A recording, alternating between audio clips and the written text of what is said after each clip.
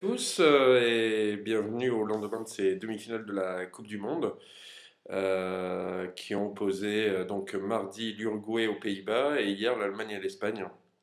Alors je vais commencer tout de suite par le plus frais, c'est-à-dire Allemagne-Espagne. On a présenté ce match comme une finale avant la lettre, en donnant les Allemands largement favoris. Et puis l'Espagne a confirmé qu'elle montait en régime au fil des matchs.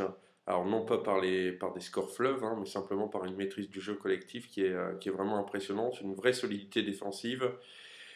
Et puis surtout, ce qui est révélateur, c'est le but espagnol hein, qui est arrivé sur coup de pied arrêté, qui n'est pas forcément une spécialité des Ibères, mais plutôt une spécialité allemande.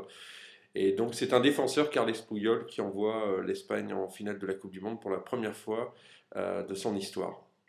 Et puis la veille, donc on avait droit à la première demi-finale entre l'Uruguay et les Pays-Bas.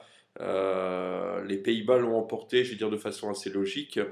Le score 3 buts à 2 ne reflète pas tout à fait l'écart entre les deux équipes. C'est un peu flatteur pour l'Uruguay. Disons qu'un score de 3 buts à 1 aurait été un peu plus logique.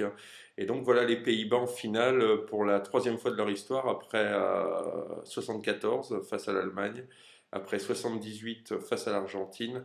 Les Pays-Bas vont essayer de décrocher leur première étoile de champion du monde dimanche, face donc à l'Espagne. Alors, ce qui me fait dire deux choses, c'est que au-delà d'avoir deux finalistes inédits, on aura un vainqueur inédit qui viendra rejoindre le cercle très fermé des sept pays vainqueurs d'au moins une Coupe du Monde.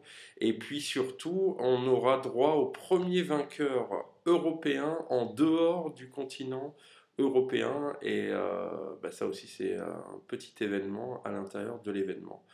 Donc la finale aura lieu donc dimanche soir et moi donc je vous propose de vous retrouver alors soit dimanche mais je vais vous dire plus sûrement lundi avec j'espère une petite surprise à vous apporter.